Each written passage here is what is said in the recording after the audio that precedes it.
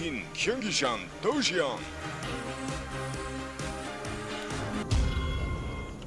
So here we are, ladies and gentlemen, once again sporting the Slavic tag. This time it is imbaFXO.Elbegast. He is our red Protoss at the 2 o'clock position here on Shattered Temple.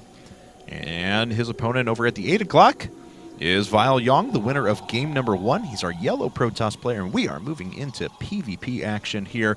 And I can honestly say that I haven't seen a game from Elbegast, so I don't know what his playstyle is or anything along those lines. We are going to find out together. Yeah, definitely. I haven't really seen a whole lot of him at all. In fact, I haven't seen any of him, so we'll see how he does. He's put his pylon up on 9. That's a good sign. That's a good start. It's a solid start, yeah. It's Yep. not supply blocked. Yep. Right away. All right. But, well, PvP on this map can get a little bit crazy sometimes. Yes. It usually involves a lot of blink play just because of the way the map is laid out. Of course, you know, the 4-gate is always an option, but not as many people do it anymore. I think we're going to see definitely at least one of these players go blink play, which is a pretty safe thing to bet, I would suppose, although they might just both go robo and prove me wrong. But sure. Yeah, you just see blink so much on this map. I mean, like I mentioned, just lay out the cliffs. Blink Observer's awesome. Yeah, both guys 4. There's just so much cliff line. I mean, it's hard not to abuse it. I mean, there's just so many opportunities to make your way into the very back of a main. You force your opponent to spread their defenses thin if they're playing very defensively. If that's the case, you can usually pick off a couple of units, possibly a pylon, before you're ever really threatened. So we're going to see what they both do, but yeah, I'm right there with you on the Blink Stalker build. Scouting the wrong way right away. Of course. That's well okay. done. They're not really wrong. We have some sort of like crab devices in the middle here with the scouting patterns. I'm that guy who sees things in the clouds when he stares up at the sky. Oh, so I see. yes. So I'm seeing this oddly symmetrical pattern of these guys basically scouting at precisely the same time. Yeah, it's kind of interesting. Anyway. Yep. All right. Cybernetic core going up at the same time as well. I do think that the second pylon was delayed 1 supply for Yong, but that is literally the only difference in their build so far, and that is really it. So we are as close as you can get. Yeah, it doesn't really matter all that much. And, I mean, right now from the building position, you can't really tell a whole lot. I mean, there's no real reason to wall off in PvP very often unless you're doing something really, really weird. But there's second gas for both players. No, get both gas stealing. Oh, they both gas stole. Okay, well, there you go. So, yeah, that might just push it right into 4-gate versus 4-gate. Yeah, Warp Gate starting at the same time.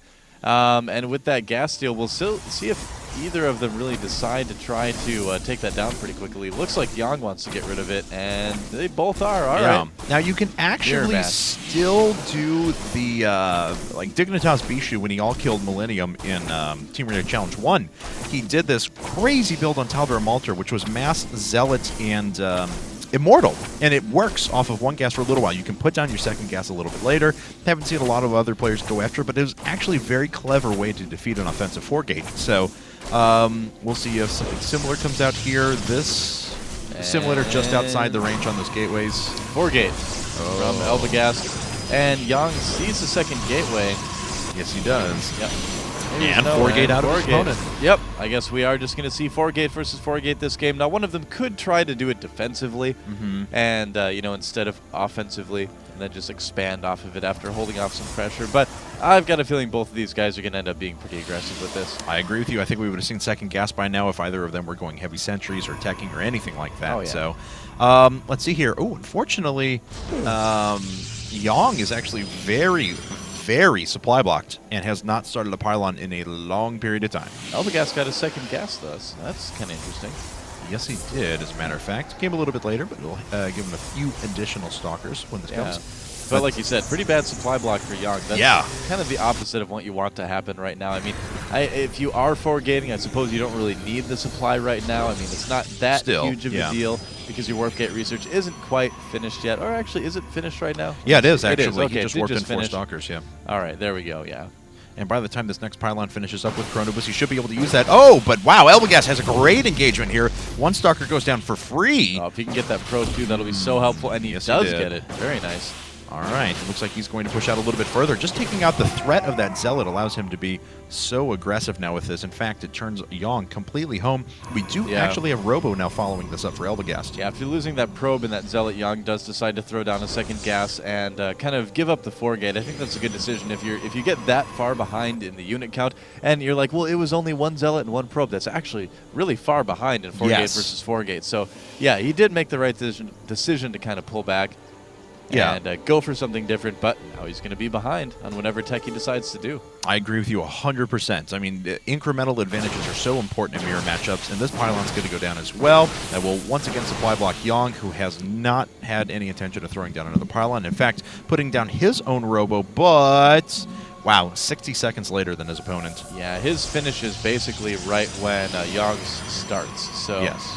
You know, we'll see how that all ends up. Looks like it will be an observer first from Elbegast. He's going to just kind of scope out what his opponent has, and I think when he sees how late that Robo is, actually by the time it gets there, the Robo is going to be done. So, yeah, he won't really gain a whole lot of information from this. He could, I suppose, look at what's building and see how long it's been building. That would help out as well. Looks like Yong, though, is going to go with Blink, He's going to go Blink. His opponent's going to go with that earlier second gas, with that much earlier Robo, going to go into Colossi. Yeah, one-base Colossi. Yep. Definitely good on a map like this. Cliffs can help Colossi just as much as well. Yes, I agree with you 100% once again. I'm just in 100% agreement with you about everything today. Hooray. Chipper. Okay. Nice. So let's see here. An expansion coming out of Yong. I don't know about that. Interesting. That is very risky. Now, if he pulls this off, if Elbegast is very, very passive on these Colossi for a little while, great, pays off for him. But now Elbegast has a really large opening where Yong has produced no units whatsoever that he can basically A-click and overrun his opponent. Yeah, he's kind of rolling the dice a little bit here. I mean, he was already slightly behind, so I mean, I'm okay with people taking risks when they're behind, you know, because that's one of the ways you can get back into you know, a lead, or at least get back into the equivalent sort of level with your opponent. But I don't know, we'll have to see how it all works out. One-base Colossus is pretty tough to hold if you expand, so I think right now I got to give the advantage to Elbegast. I definitely agree with you. So Yong's going to make his way in. Now, he is going to scout out the Colossus builds, just as that Colossus is going to pop out here in a few seconds anyway. But now Elbegast has a great read on his opponent as well. Of course, Blink plus Immortals is able to actually neutralize a relatively small amount of Colossi if there's only like one without range and he decides to push. Now, if he waits for like that later 3 Colossus push, that's going to be exceptionally difficult for Yong to hold. That'd be a long time to wait, especially against someone who's early expanding, so I don't think he's going to do that. I would imagine he's probably going to go with 2. We'll have to see. He may even decide to just push out right now with 1. Now, it looks like he's going to wait for the second one. I think 2 Colossi is probably the best way to go with this type of build, especially with what he's seen. So, you know, we'll see if he decides to do that or not. He's going to have expand. I don't know. Maybe just for forward pylons here today, because he doesn't have any money. I hope that's a forward pylon. And he does see the Observer coming out. But yeah, this is going to go just outside of the range of the... No, actually, it looks like because of the Observer, the Stalker is pulled, and it is going to pick off the probe. We do have a 19 supply difference between our 2 players. Basically even on workers, so that's all reflected in Army right now for Elbegast. Yep, and here comes the push. That second Colossi just popping up right now, so he is going to be joining that army there. And Elbegast bringing along an extra probe just in case. The probe mortality rate has been quite high this game. Yeah, and like we mentioned earlier, this is going to be pretty tough for Yong to hold off. He's going to have amazing control to do it. All right, well, he's got a pretty good spread on his units right now. Blink is done. His Immortal is exposed. Okay, I was about to say, his Immortal's right at the front. Well, those 2 Immortals are going to be really, really integral in surviving this push.